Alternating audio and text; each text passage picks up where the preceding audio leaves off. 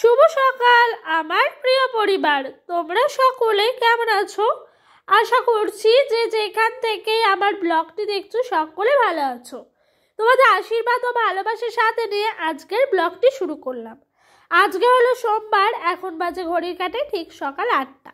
হাতের মধ্যে একটা খুব সুন্দর সুন্দর জিনিস দেখলে জানো, সেই জিনিসটা তোমরা অনেকেই হয়তো জানো বা অনেকেই জানো না, তো তোমাদেরকে বলি, ওটা হলো তুলসী গাছে তুলসীর বীজ। তো এই বীজটা হাতে নিয়ে দেখতে কি ভালোই না লাগে। আমার ছোট থেকেই নেশা ছিল যে এরকমভাবে তুলসীর বীজগুলো ধরবো এবং হাতে নিয়ে দেখবো। তো সেরকমই আজকে ওই নেশাটার কথা মনে পড়ে গেল, তাই একটু বের করলাম, তোমাদের সাথেও শেয়ার করে নিলাম।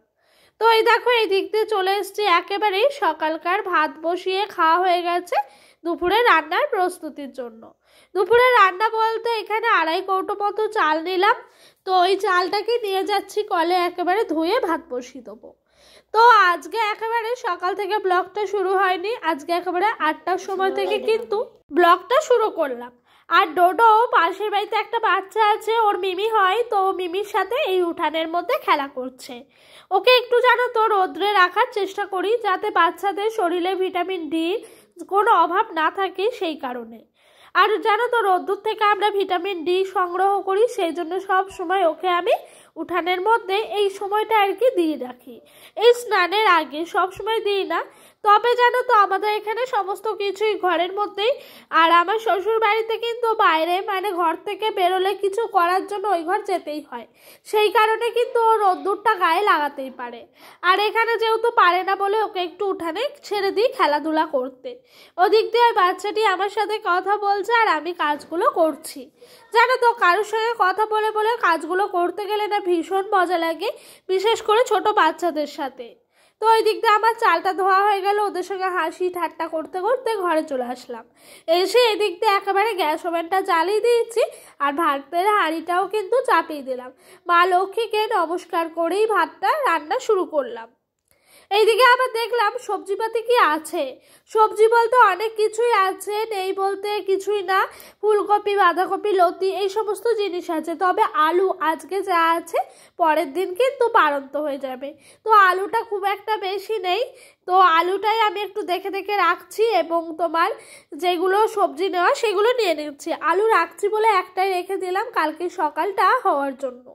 এদিক দিয়ে কাপড়গুলো কিন্তু রাতের বেলা, মানে বিকালবেলা মেলা হয় জল ঝরে যাওয়ার পরে। তো ওই কাপড়টাকেই আমি একটু ভাঁজ করে করে সুন্দর করে তুলে নিচ্ছিলাম।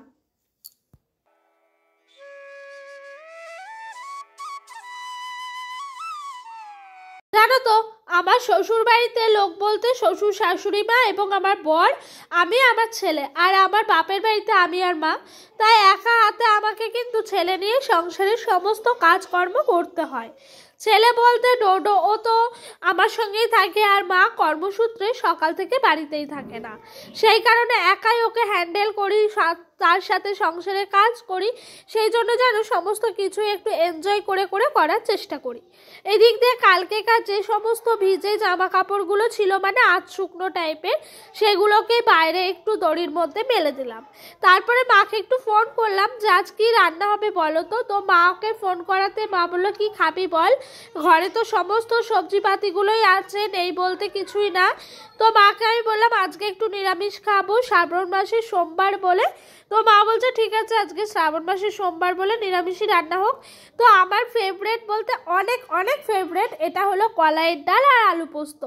ছোট থেকে কলাইয়ের ডাল খেতে ভীষণ পছন্দ করি, কারণ কি বলতো কলাইয়ের ডাল তো লোট লোট হয়, ভাতটা মুখে যেতেই পেটে চলে যেত, সেই কারণে ভীষণ আনন্দ করে করে কিন্তু কলাইয়ের ডালটা ভাত দিয়ে খেতাম। তো বড় হওয়ার পরও সেই মায়ের কাছে একই আবদার।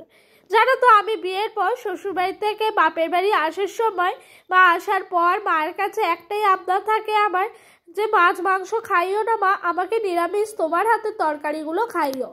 সত্যি কথা বলতে জানো তো আমার ফেভারিট খাবার বলতে আমার মায়ের হাতের রান্না। এই রান্না, এই টেস্ট আমি কোথাও দ্বিতীয়বার খুঁজে পাইনি বা পাওয়ার চেষ্টাও করিনি, কারণ পৃথিবীতে একটাই মানুষ আছে যে আমাকে নিঃস্বার্থভাবে ভালোবাসে এবং সে নিঃস্বার্থভাবে সমস্ত কিছু করে। সেটা আমার তোমার মা বলে না, সকলেরই মারা বাচ্চাদের, সন্তানদের সব সময় নিঃস্বার্থভাবে ভালোবাসে।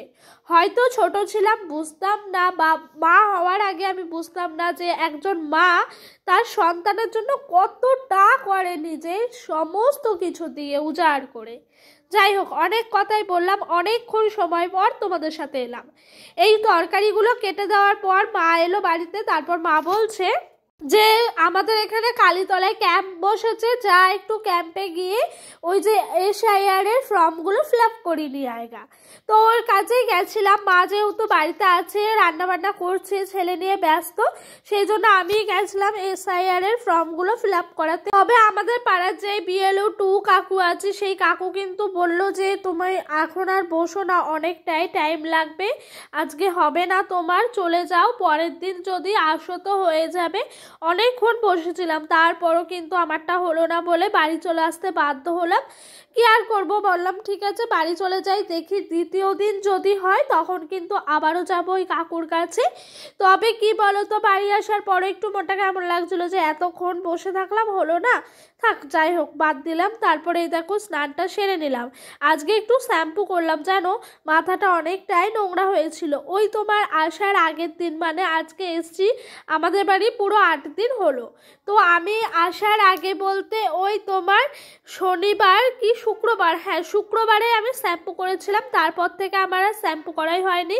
তো মাকে বললাম যে আমি প্রথমেই বলে রেখেছিলাম আমি যাব, যাওয়ার পর কিন্তু শ্যাম্পু করব, তো আর এসে করা হয়নি, যেহেতু আর মাও একটু না করেছিল। কেন জানো তো, কারণ হলো গিয়ে আমার তো ছোট ছেলে আছে, তার সাথে একটা ওয়েদার থেকে এসে আরেকটা ওয়েদারে অ্যাডজাস্ট করে নিতেও কিন্তু অনেকটাই টাইম লাগবে।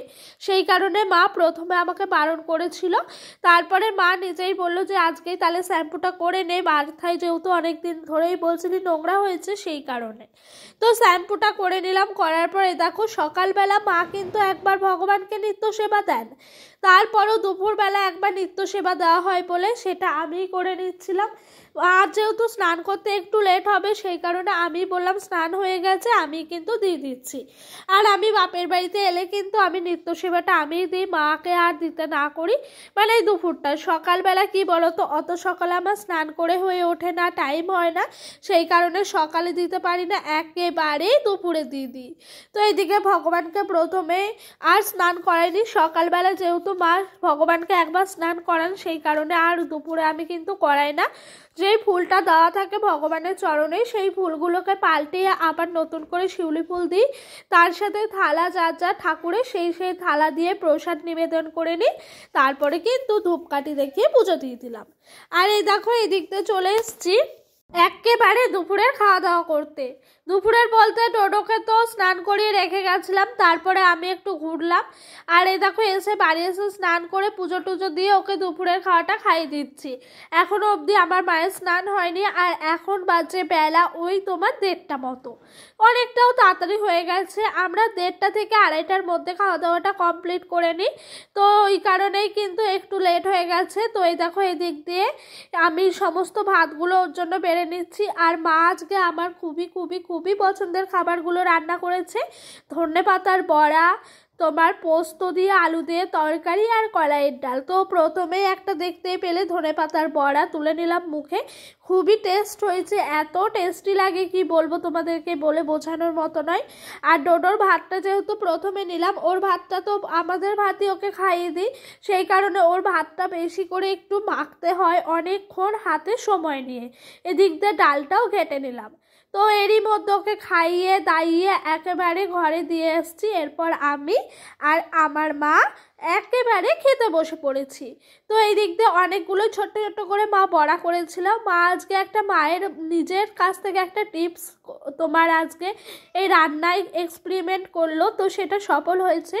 ঘরে বেসন খুব একটা বেশি ছিল না, তাই মা অল্প একটুখানি ময়দা দিয়ে দিয়েছিল। টেস্টটা এত ভালো এসেছিল কি বলবো। তবে ময়দা কর্নফ্লাওয়ার এগুলো কিন্তু একই জাতীয় দ্রব্য, সেই জন্যই কিন্তু আমার মনে হলো টেস্টটা খুব একটা খারাপ আসেনি। আর এই দেখো এদিক দিয়ে ডোডোকে সন্ধ্যাবেলায় ঘুম থেকে উঠালাম, উঠিয়ে কিন্তু ওকে খাইয়ে দিচ্ছি দুধ। ও জানো তো ঘুম থেকে উঠেছে বিকেলবেলা, তো ওকে নিয়ে একটু রাস্তায় ঘোরাফেরা করছিলাম। যেহেতু সারাদিনই ওকে আমি বাড়ির মধ্যে একাভাবেই থাকি আমাদের কাছে, সেহেতু রাতের বেলা একটু জ্বালাতন করে, তাই আমি কি করলাম এই সন্ধ্যাবেলা টাইমটায় একটুখানি নিয়ে বেরিয়েছিলাম। বেরোনোর পর বাড়ি চলে এসছে, আসার পর একটু ফোন দেখছিল, মায়ের ফোন, আর আমি সেই ফাঁকে দুধটা খাইয়ে নিচ্ছি। এরপর কিন্তু ওকে পড়তে বসাবো। জানো তো এখানে এসে সমস্ত কিছুই ওলটপালট হয়ে যাচ্ছে। তবে আমাদের ওইখানে থাকলে একরকম হয়, আর এখানে আসলে পুরো সমস্ত কিছুই কিন্তু ওলটপালট হয়ে যায়। তো ওকে সবার প্রথমে খাইয়ে দিচ্ছি। খাইয়ে দিলে কি হয় জানো তো, আমার মনে হয় সব থেকে কাজে ঝাড়া হাত পা হয়ে যায়, তাই জানো তো তাড়াতাড়ি করে খাইয়ে দিচ্ছি। ওদিক দিয়ে মা কিন্তু আমাদের সঙ্গে বসে আছে, আর বসে বসে ওর কার্টুনগুলো দেখছিল। তো ওকে চলো খাইয়ে নিই, তারপর ওর জন্য একটু পরের সমস্ত কিছু রেডি করে নেবো। তো এই দেখো এদিক দিয়ে পড়াতে বসলাম, পড়লো তো না, বরং ওই রুল রাবার নিয়ে খেলা করছে। ও খেলছে, আর কি করবো, ওর এখন সেরকম বয়সও হয়নি পড়ার, তার জন্য জানো তো ওকে না খুব একটা প্রেশারও দিই না। এখন হলো সন্ধ্যা গড়িয়ে রাত্রি। ডোডো ওই দিক দিয়ে কিন্তু খেলা করছে ওর মিমিদের সাথে। ওর পড়া করাচ্ছিলাম, তো ওর তো পড়লো না। তারপরে ওর এখানে দুটো মিমি এসছিল, তো ওই মিমিগুলো ওর সাথে না খেলা করছে। তো ওই মিমিদের সাথে খেলছে বলে আমি আর মা ভাবলাম চলো ওই দিক দিয়ে দুজন মিলে রাতের খাওয়া দাওয়াটা সেরে নিই। তো আমরা দুজন খেয়ে নিই, তারপরে কিন্তু ডোডোকে খাইয়ে দেবো। তো বন্ধুরা আজকের মতো ব্লগটি এখানেই শেষ করছি। তোমাদের আমার ব্লগটি যদি ভালো লেগে থাকে তাহলে প্লিজ একটি লাইক আর একটি কমেন্ট করো। আর যদি আমার ব্লগটি তোমাদের আরও ভালো লেগে থাকে তাহলে আমার এই ছোট্ট চ্যানেলটির পাশে নতুন একটা বন্ধু হয়ে থেকে যেও। সকলে ভালো থেকো, সুস্থ থেকো, নিজেদের শরীরের খেয়াল রেখো। তো বন্ধুরা আজকের মতো এই পর্যন্তই রইল। দেখা হবে কোনো একটা নতুন দিনের সাথে, নতুন একটা ব্লগের সাথে। বাই।